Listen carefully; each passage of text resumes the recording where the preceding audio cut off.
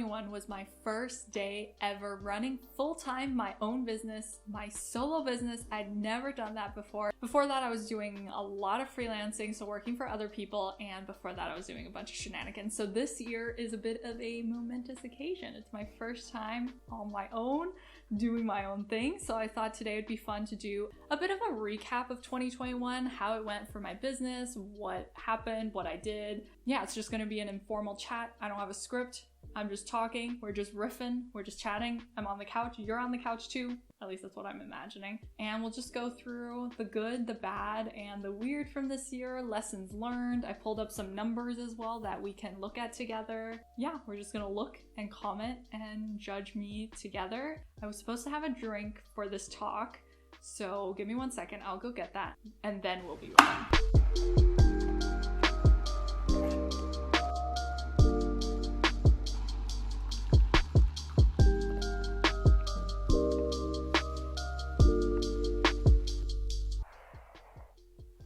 Tea. Now we're cozy. Too hot. I'll drink in a sec. Hey, my name is Dea. Okay, we're doing a weird intro today. Freelancer, digital business manager, most recently entrepreneur, and as always, you can find sections in the play bar below. I'm like, will there be? Yes, there will be. And your time is precious, so take what you need. And if you want to watch this on 2x, I will not be offended in the least, so please feel free to do that. There's a button in the bottom right. Is this bottom right for you? Or is it bottom right? I don't know. Bottom right corner. I'm 95% sure it's here, where you can speed it up so that you don't have to listen to me talk for so long. Okay, let's dive straight into reviewing some of what happened this year.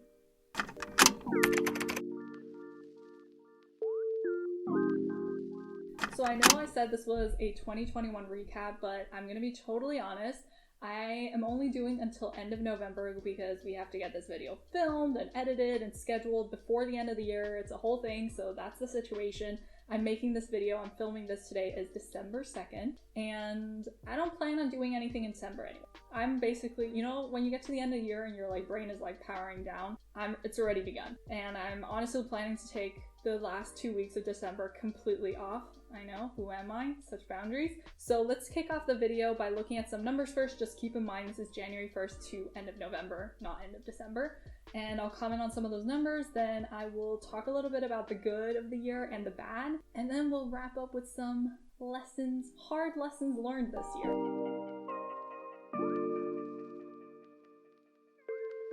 Alright, so my disclaimer for this section as we dive into numbers is I'm trying really hard not to focus too much on numbers. I've been trying to do that this year. Sorry, my laptop is bouncing because I'm balancing it on my knee, but I think numbers to an extent for tracking metrics and goals are really, really great, but I think there are also way more interesting things to focus on in a business than numbers. So that's my little disclaimer is we're gonna look at the numbers, but please don't hyper focus, and I'll talk about as we get into the sections what I try to focus on instead of the numbers when it comes to my emails and my social media and that kind of stuff. Most exciting, total revenue.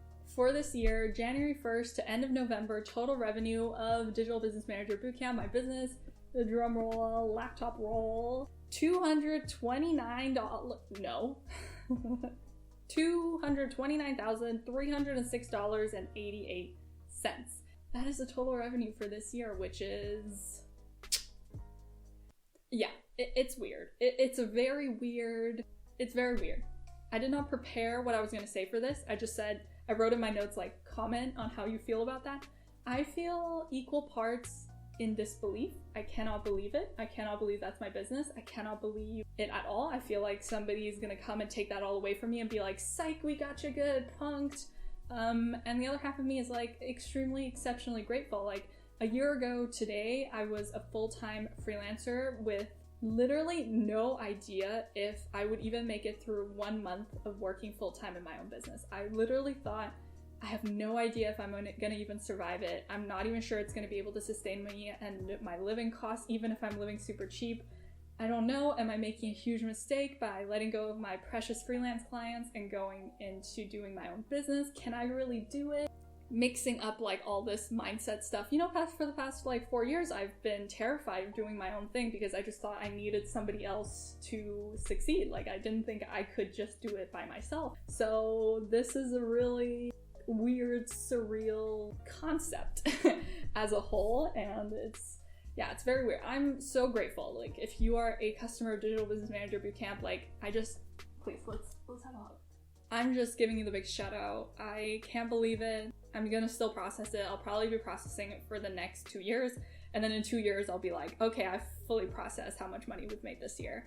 There are two things specifically that are very weird about how much money we made. One is, I feel like a lot of times in business, people build up this concept of like, you have to get to 6 figures. When you get to 6 figures, like, that's when something magical is gonna happen. You're like, officially, you made it, and like, all these good things will happen, confetti and a welcome parade and all this stuff, and you know, you think it's gonna feel so like special and amazing, and then it happens and you're just kind of like, what? And you know, there's a part of you that's just like, okay, on to the next thing now. Like, what's the next thing? Where else do I have to go now? Like, that's not enough. I need to get to the next thing, and the next thing is gonna be what unlocks this like new level of happiness and all this stuff, and that just does not happen, you know? And as much as like I'm endlessly grateful to this, I really had to force myself to sit in that moment and be like, this is what you've dreamt up all these years. You need to sit in it and soak in it, and you need to bathe yourself in this gratitude. Like, you do not get to just gloss over this like it's not a big deal and just try to rush to the next thing. I will not have that. You are not entitled. You will sit here and enjoy. And I had to sit there and be like, you know what? I am proud of myself. So that's one aspect of it, is like, you think it's going to be this big deal, but it's really not. And the second thing is, there's this weird pressure that comes right after you make a certain amount of money. Like, when you make this goal of like, I want to make 6 figures or something, then you make 6 figures, there's now suddenly this huge pressure of like maintenance. Like, it's not just enough to make 6 figures once, you have to do it again now and again, and you have to maintain it. And if you don't make as much, then you are getting worse, and you're failing, and you're losing in a competition against you. So there's this really weird pressure that comes across of like, can I do it again? I don't know. I honestly don't know. So that's kind of been mixed in. Obviously, it's like 95% gratitude, disbelief, can't believe it, but there is still those like weird thoughts that pop up in your head of like, first is like, you thought it was going to be a bigger deal than it actually was, and can I do it again? I don't know if I can. Terrifying. I don't want to move backwards, you know, that kind of stuff. And I think it has to do with also like, there's so much pressure on growth and scaling in online business. Like, everybody always tells you, you know, grow, grow, grow. You have to keep getting bigger. You have to hire more people. You need to be selling more customers, more this, more that. This is a year where, you know, there is that part of me that's like, grow, scale. I know how to scale. I want to scale and all this stuff. But there's a part of me of also that's like, do I want to grow? Do I want to scale? You know, that kind of stuff. And I'm coming slowly to the realization that maybe I don't want to. Maybe I want to figure out what is enough for me and just maintain what is enough, and not always be working and pushing to the next level and not even enjoying the journey, or not even enjoying the current phase that I'm at. I mean, it is crazy, and please don't for a second think that I am not appreciative. Like, this is beyond my wildest dreams. I could have never imagined this. Eternally grateful. Need years to process this information. So of that total amount, $174,000, I'm sorry, these numbers are too big. I'm not used to saying them. $174,469, you can tell how concentrated I was.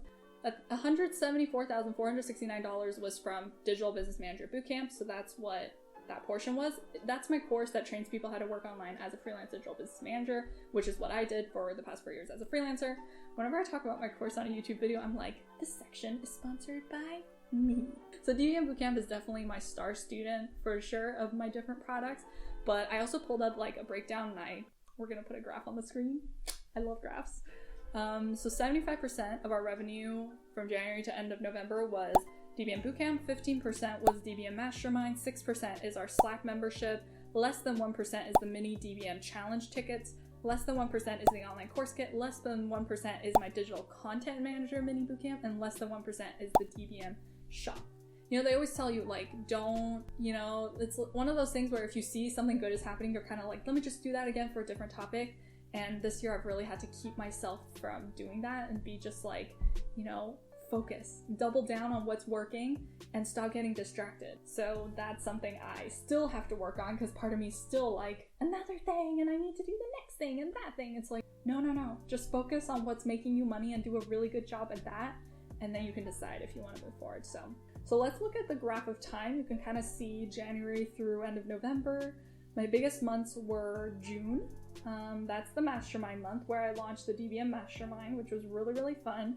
And November, so this month, which was the combination of a joint venture I did with a partner and Black Friday. So those two together tend to, like, the fact that the two of them are in the same month does very well. But you can see on average, we're averaging out like at 20K a month-ish. On the total expenses side, because I don't want to just give you revenues and be like, yeah, I'm making dollar bills and this business doesn't cost anything to run. Total expenses is a little more complicated to track because we have an accounting firm that handles it, but I have a whole video that breaks down what my monthly expenses as a digital business are like, and I'll link that in the top right corner. I'm like starting to get more confident that that's the top right corner. If you're nosy and want to know what I spend money on in my business.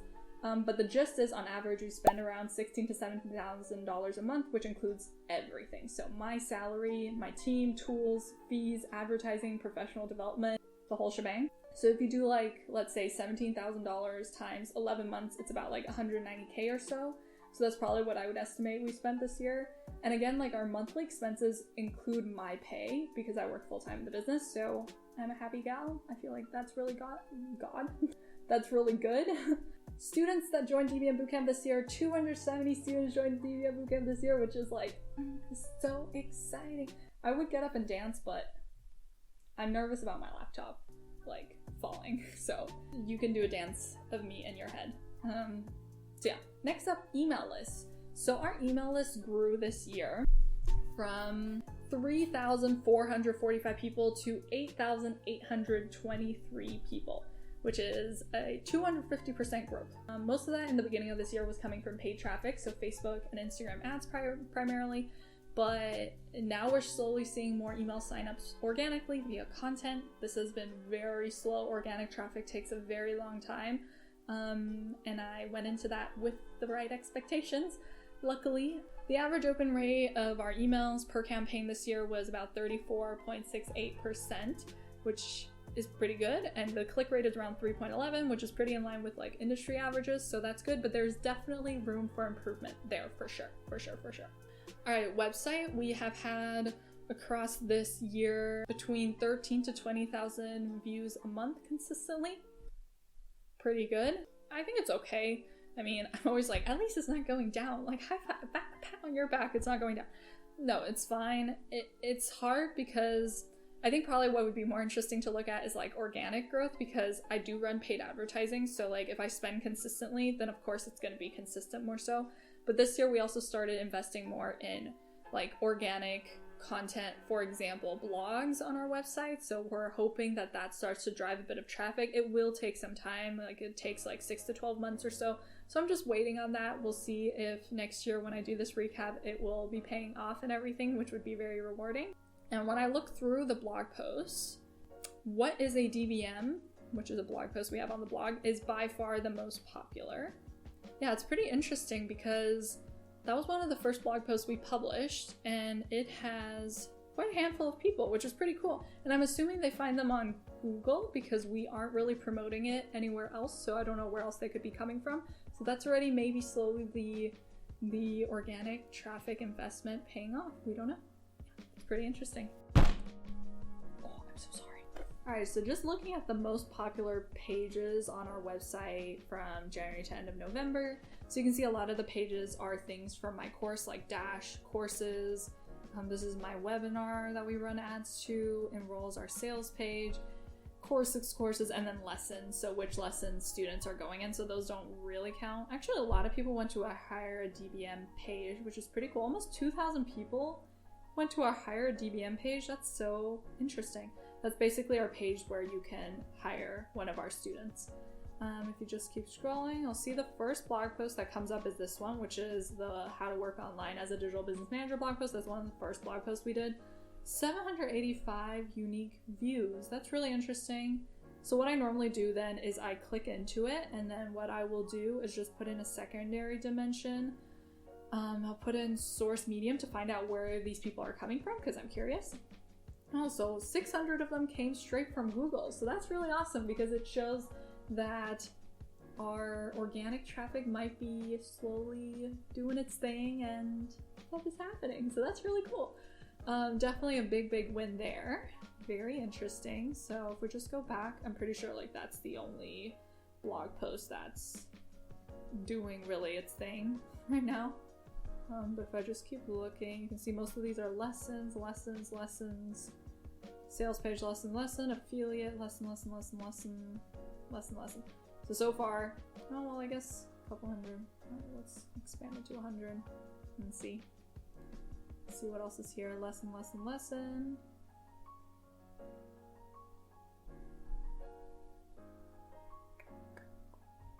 My lessons are very popular. I'm just kidding. That's what students look at. Alright, so blog posts, maybe next year when we do a recap, we'll see better results of some of our other blog posts. But we only publish blog posts twice a month, so it's not the most active organic channel that we are using right now. Definitely YouTube is our bigger priority right now. But yeah, still really interesting. So what I normally like to do then is just look at referrals overall. So if we just go into acquisitions and I go to all traffic, source medium, then we can take a look and see where things are coming from. Most coming direct. Direct is like the vaguest thing ever, I'm not sure. Facebook makes sense because we run Facebook ads. Google organic, people finding us by searching on Google. That's so cool. That's really cool. Instagram, we run ads on Instagram too. Pinterest is interesting because we only ran Pinterest ads for like a month, so I don't think all of these would be from Pinterest ads, which is, we are not focused on Pinterest at all, so that's I'm wondering where these people, what is bot traffic? Don't click on that, people. I don't know, don't go there, it looks spammy. YouTube, yay! 230 people on YouTube came over to our website. What is that? That's so great. That's so great. Trends, that was a partnership. They did a feature on me. That was really cool. This was another collaboration I did. PayPal.com. That's kind of weird. Active campaign for my emails. Campsite by Side Hustle School is another podcast that featured me. So that's really cool too, to see how those collaborations are kind of working out. DuckDuckGo. LastPass. So random. Idea Blossom, shout out to Rosa, who I'm guessing has us linked on her site. That's very cool. So yeah, so that's what I normally look at when I'm looking at website traffic, just to see where people are coming from and yeah, what's going on once they hit the page. All right, next up is Instagram. So Instagram, I had to dig deep in my Instagram stories archives to find the number that it was at the beginning of the year. But beginning of the year, we were at about 1,300 followers, and now I am at 2,400. Very cool. Instagram stories, I am very proud of this year because I made a commitment to myself at the beginning of this year that I would take Instagram more seriously, especially Instagram stories. So I'm just gonna take you over to my Instagram. I'm gonna record my screen because I'm very proud of this. So don't worry, you'll see my little screen pop up and you can see what's going on. If I go into my archives for Instagram stories, and we'll just go into the calendar view. All right, let's just scroll back. So you can see that last year, so October, November, pretty sparse, December, pretty sparse. January, I took the first 2 weeks off because I was just, in that post-holiday vibe mood. Posted every day almost. February, super consistent. March, pretty consistent. April, so consistent. May, June, July, August, September. And then we moved to Berlin and my routine was completely out of whack and it slowly started to go down a little bit.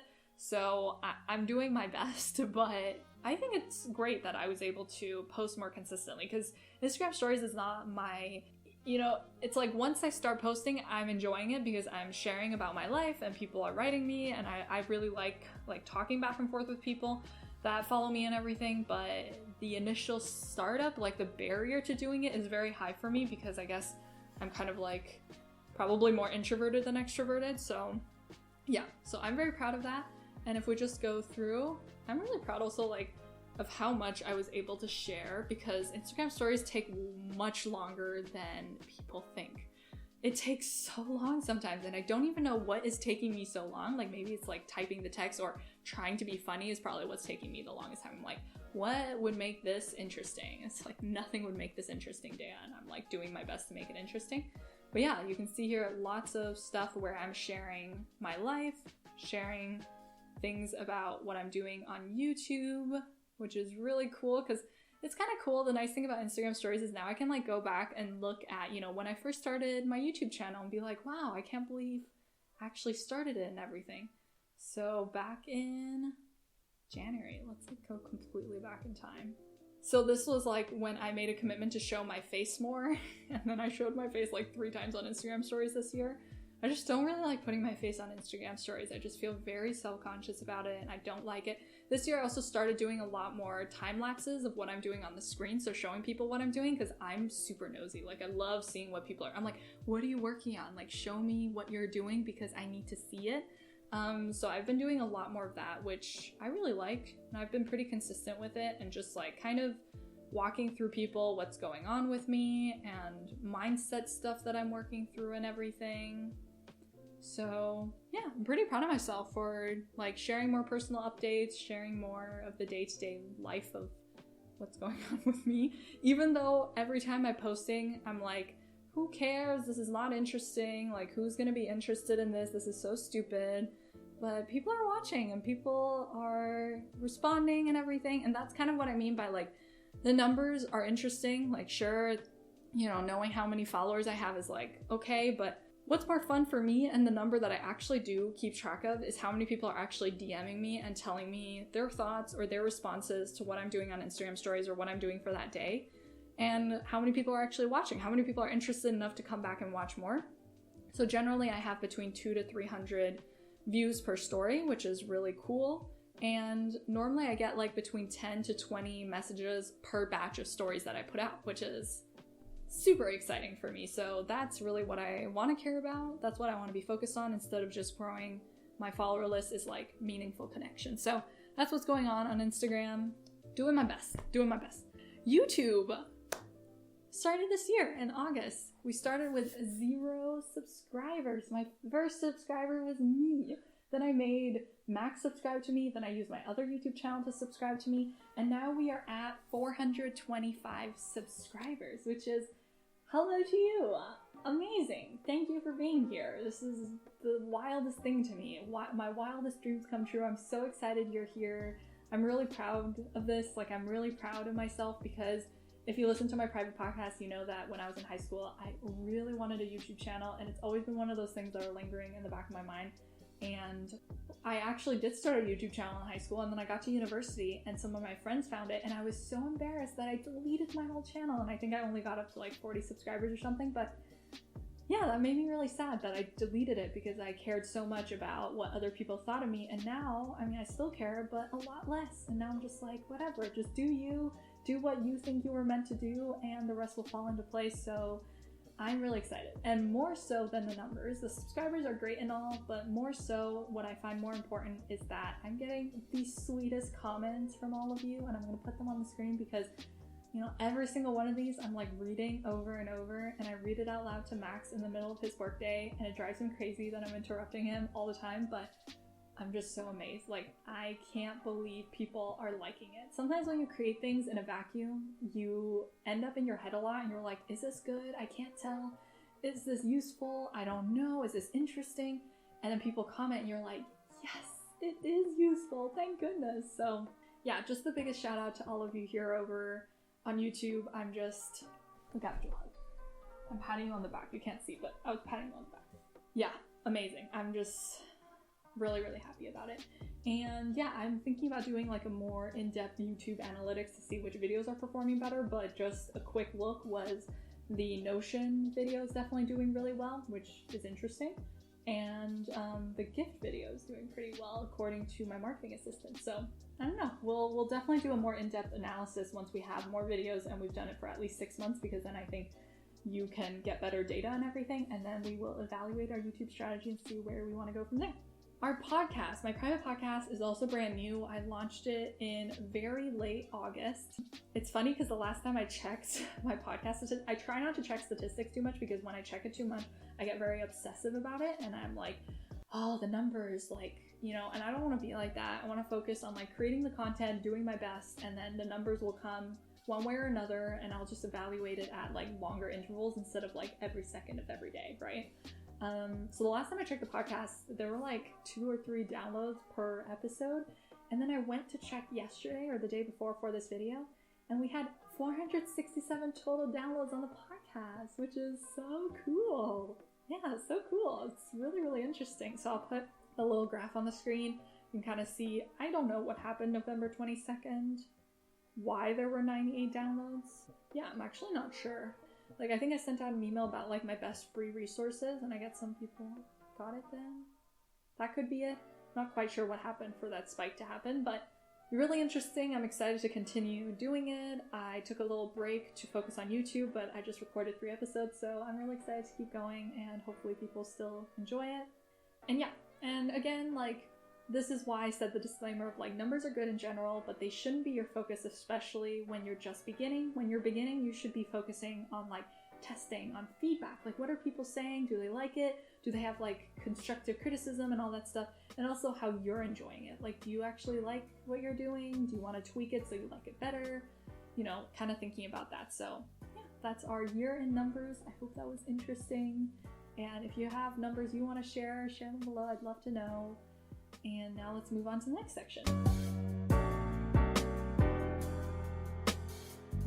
So, the good of this year. Lots of great things happened, for sure. First year business, the fact that we did not sink and fail and go bankrupt is the biggest good thing of the year. Like, highlight of my year for sure. I can't believe it. After so much doubt and terror and petrifying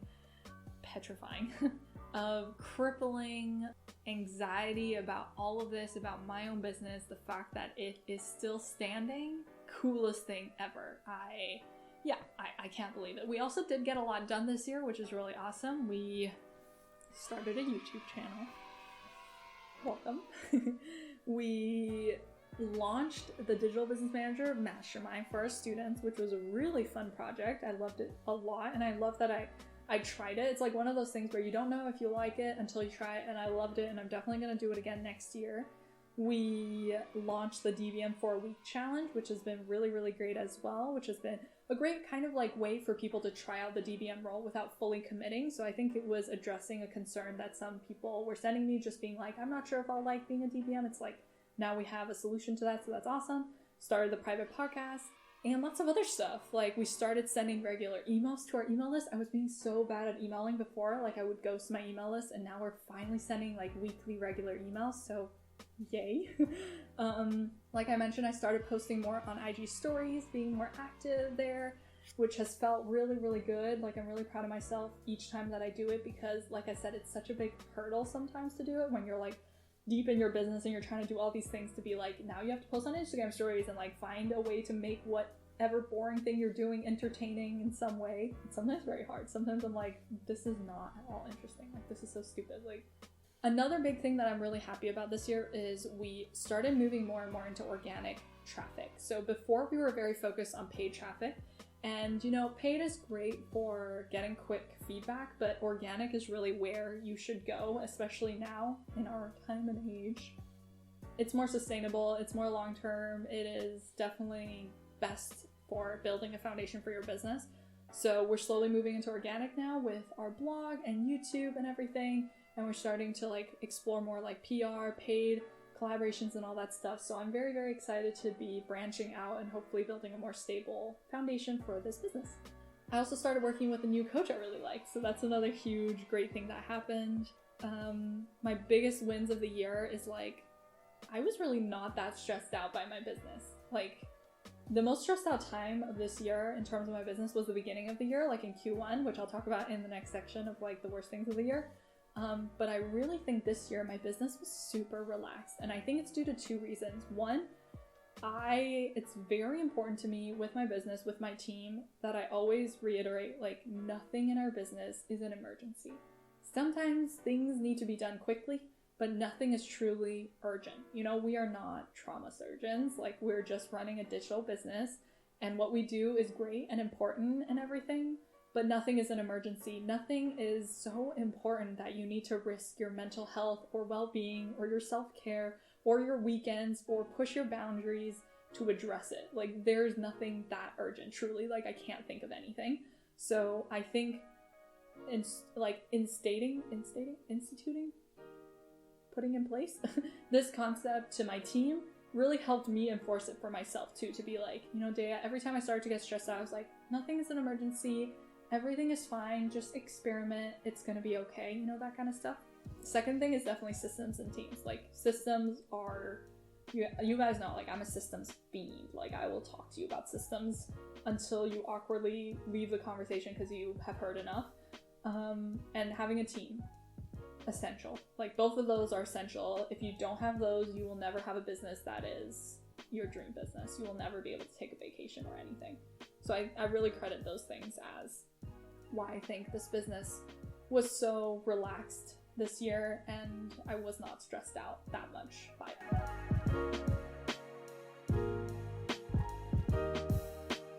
Now the worst things of this year. There were some not ideal things this year for sure. The first one was, in Q1, I was definitely feeling the effects of freelancer burnout from the previous years, like previous 4 years, kind of all adding up together, plus the combination with lockdown. It like all got stirred in a pot, and I don't know. It was very weird for me. It was very weird. I made a whole video about like freelancer burnout and everything, which you can watch if it's out. It'll be in the top right corner. But it was a really weird time for me. Like, it's just weird. It's just weird when you think of yourself as a productive person, high energy and everything, and suddenly you literally can't do anything. Everything was dragging out. I felt so bad. I felt like this was my chance to run my own business, and I was completely blowing it. I made a huge mistake. How could I think I could do this? All this stuff. Very chaotic time in here. And I put a lot of unnecessary pressure on myself this year too. That was another worst thing. Because I was like, I kept telling myself, like, this year you have no excuses. This is your full-time thing. You better work. Like, you better work. Like, you have no backup. Like, this is your thing. And I think because, like, I don't know anybody that works good under, like, in a pressure cooker. Like, if you're like, you have to, it's like, I can't, I just want to cry. So that was another really horrible thing that I have had to slowly learn to not be so mean to myself on. Another thing that I didn't really realize is when you run your own business, it's pretty lonely. Like, it's pretty lonely. It's exhausting to work by yourself. You know, you have to make all the decisions all the time. You have to motivate yourself. You are in your head all day long. It is sometimes really, really sucky. And you'll have, like, really down days like I did. And that's just kind of how it is. So sometimes that was really not fun, because when I was working as a freelancer, as a digital business manager, I was still like working on teams, and I was able to manage the teams and talk to the teams and do all this stuff. And yeah, I couldn't do that anymore. It was just me. And obviously I have an amazing few people that work for me and everything. But at the end of the day, like, it still comes down to me and the responsibilities on my shoulders and everything, which was very, very stressful. Another worst thing is expensive learning processes. I made mistakes this year for sure. I made mistake hires. I made mistake purchases. I made mistake initiatives, projects, for sure. And all of those cost my business a lot of money, and it made me feel so bad for spending my business's hard-earned money on things that were not worth it. And I gave myself a lot of guilt and a lot of shame for this. I was like, you're so dumb. Like, why didn't you check this properly and all this stuff? And it's just really, yeah, I've had to really think that through of like, you know, this is part of running a business. Mistakes happen. You can't do everything perfectly and all that stuff. And yeah, it's some of the most stressful times during this year. The worst things of this year were when I made mistake hires, and I just felt like I was making such a costly business mistake, and a good business owner wouldn't have done such a thing, you know, that kind of stuff. And the last worst, I'm sure there were other bad things, I just couldn't remember them all, was how much mindset work I had to do this year. I'm convinced that running a business is 90% mindset work, because if I could take out all the weird mindset stuff that happens in my brain, I'm pretty sure I would be unstoppable. Like, there is so much mindset stuff that happens when you run your own business that I didn't realize, because when I was a freelancer, I was doing everything for my clients' business. So everything I was just like they told me to do something or they asked me to do something, I would do it. It would be done. I wouldn't be thinking about what I'm doing all the time. But when you have your own business, it's like all that doubt and like you're not sure about everything and you're like, oh, I don't know, is this the right thing? Other people depend on me. I don't know. Am I the right person to do this? Imposter syndrome, fear of failure, perfectionism. All of it gets cooked up into this delicious, horrible soup, and you have to drink it every day, and you hate it. It's bad soup. So I had to do a lot of mindset work. It was super heavy. I'm still doing it, but yeah. And I'll share in the next section one of my favorite books that I read this year to help that.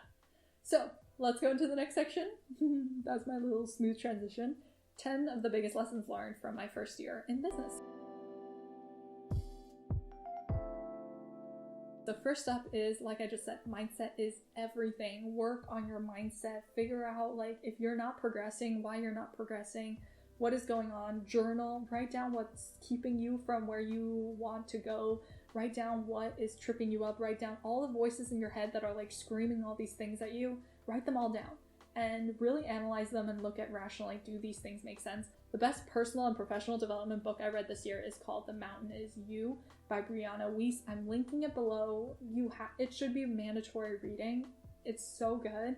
It really helped me understand like what was the issue, because I think a lot of times I'm a big perfectionist, so I hold on very, very tight. I need things to be a very specific certain way. I'm very type A, very planner. What you think you need, which for me, I thought I needed control. I thought I needed more like grasp over every single tiny detail in my business. Like, you know, crazy guys. What you think you need is actually what is not what you need. The opposite. I'm sorry, I am butchering this. You should read the book. But basically the opposite of, if you find that you have a lot of control issues, the opposite thing, kind of the antidote of it, is trust. You need to let go, release, trust that you've made the right hires, trust that the business will be okay, trust that even if things aren't okay, you will be able to pick yourself back up and start a new business and all that stuff. And another thing that one of my mastermind coaches mentioned to me is, even if this business fails, like, your business is not the secret sauce. You're the secret sauce, and you're just going to start a new business. And all of that really helped me see, you know, I just have to release and trust that things will be okay and not try to make sure everything's perfect all the time, because that's completely unrealistic. And it's also such bad practice for being efficient and productive in any sort of business. The second thing that I definitely learned is just, as much as possible, to get out of my own head and just do. Because a lot of times I found that I needed clarity before I could progress. Like, I'm a big clarity person. I hate going into something without a clear action of like what's going to happen, or like a clear action plan, timeline, all that good stuff. And sometimes I would stop myself from taking action because I felt like I didn't have enough clarity. And then this quote came into play, which was, clarity comes from action. So simple. So true. When I think back to all the times when suddenly things have become clear, it's not because I spent another 14 weeks thinking about it, agonizing about it, not falling asleep, like drilling and planning it. It has come from actually doing the thing and realizing as I'm doing it what the path I actually want to take is. And so more and more I'm trying to be like, when I find myself overthinking, it's just like, stop thinking. What's the first step you can take? Take that step, and then you can reevaluate if you want to adjust or pivot or something like that. Next one is, don't be too intimidated by zero that you never begin. By zero, I mean, like, for example, this year we started YouTube, we started a new private podcast. I had to start with zero for both of those. I was very intimidated at starting from zero again. I was like, oh no, it's so embarrassing to start from zero, you know, what if nobody ever comes and subscribes? What if nobody ever comes to follow? What if this, what if that? You know, and what I've really had to learn is like, zero will pass. Right? Like YouTube, podcasts, creating an email list, creating a course, starting a freelance business, whatever you're trying to do, you have to start at zero. That's what everybody starts at. And don't be so intimidated by zero that you're like, well, I can't start, you know, I have to do all this work and everything, you know. And I kept saying to myself, like, I wish I had started my YouTube channel 5 years ago. I wish I had started my business 5 years ago. And it's so unproductive to think like that. Like, don't think like that, because I remember in August, I was like, I wish I'd started my YouTube 5 years ago. And Max, my partner, he was like, just start it today. Like, then maybe in 5 years, you will be looking back and you'll be thinking, I'm so glad I started 5 years ago.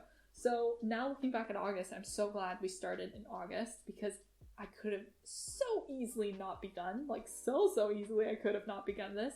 So yeah, don't be intimidated by zero. Everyone starts from zero. Zero will pass, I promise. Just begin. Beginning is like, I'm convinced like 60% of the work is just beginning and getting that momentum going, and it will get easier. It will get faster. The compound effect is in play. It will do stuff for you if you just give yourself a chance and begin.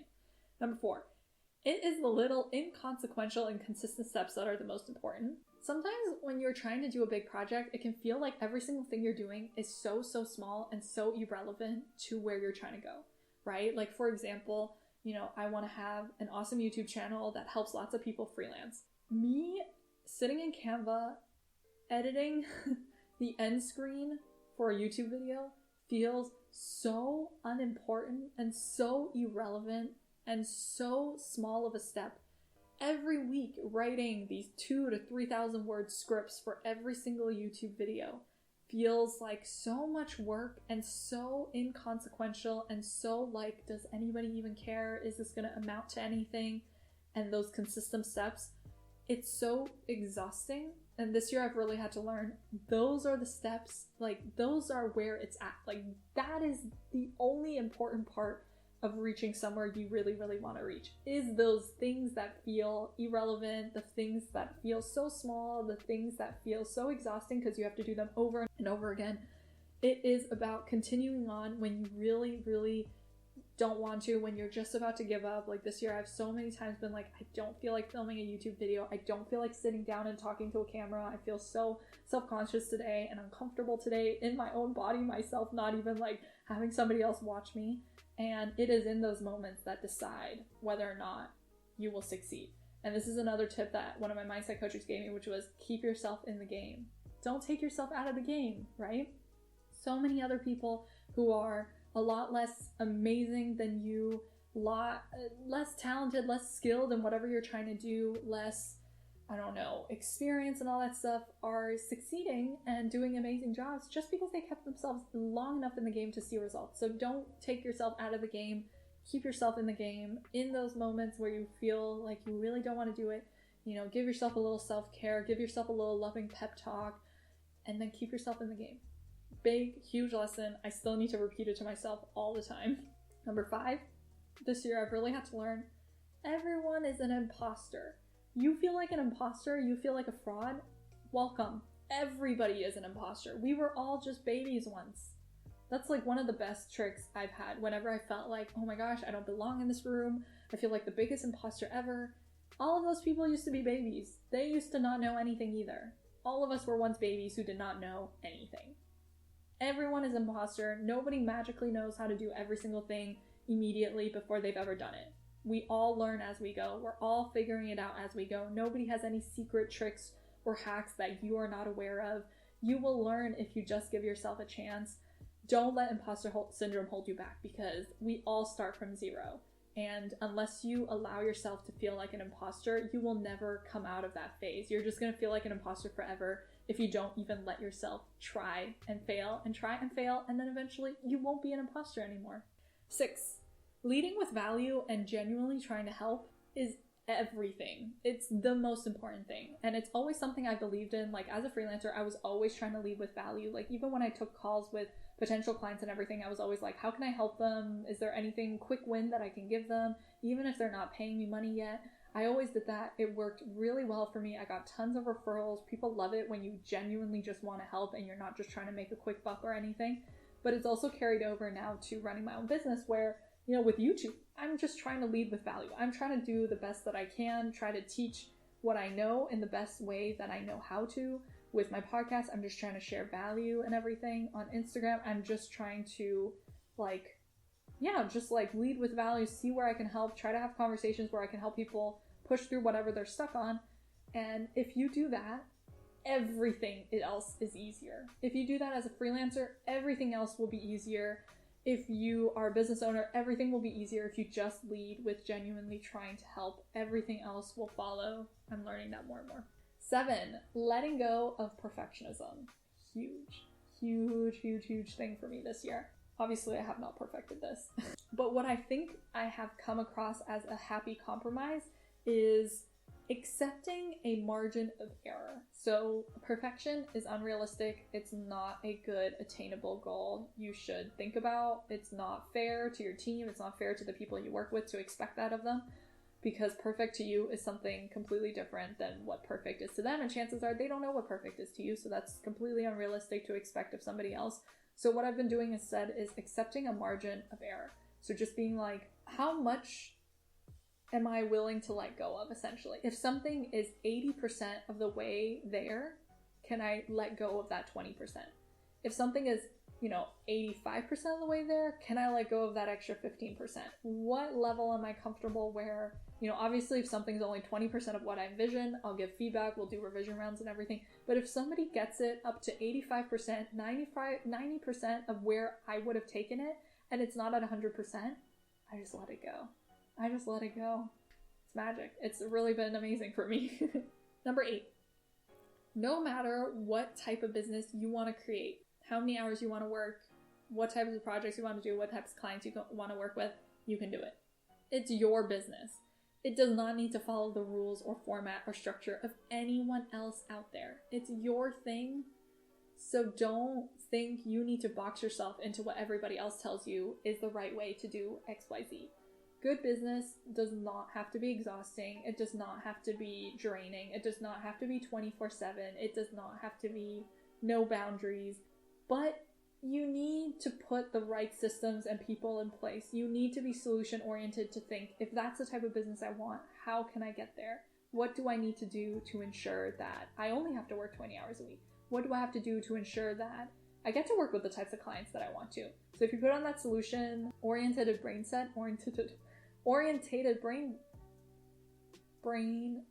mindset, your brain will find solutions for you. Our brains are incredible problem solvers. 9 is gratitude. I have had to practice gratitude so much this year because so many amazing things have happened and so many kind of hard things have happened as well, not just in business but also personally. And I've really had to force myself to sit in the gratitude to carry that through no matter what, because it is a practice and it is a habit and it is something that you need to get good at to be able to do it. And yeah, it makes your life so much better, so why not do it? Finally, I briefly mentioned this before, but this year a huge lesson learned is understanding my what is enough number, right? Like, growth and scaling infinitely does not have to be the goal. It's unrealistic to expect your business to grow forever and to do better every month or every year than the previous month or year. That's unrealistic, right? So what is more important is probably what is enough for you. What is that dream business? Write it down, and how can you get there? How can you craft it? And then how can you learn to sit within that without wanting more and more and more, without fulfilling what is actually important to you? I don't ever talk this much. All right, so that's it. That's my full recap of 2021. The numbers, the good, the bad, the weird, the lessons learned along the way. I hope it was interesting. If you want to share how your year was, if you could describe your year in one word, what is it? Tell me below. I have to know. And as always, thank you so much for watching. We're coming to the end of the year, so I hope you have a fantastic holiday season. No matter what you celebrate, I hope you get some well-deserved time off. And I will see you in 2022. So crazy to think that that is happening next. All right, I'll catch you in the next one. Thanks as always for watching. Bye!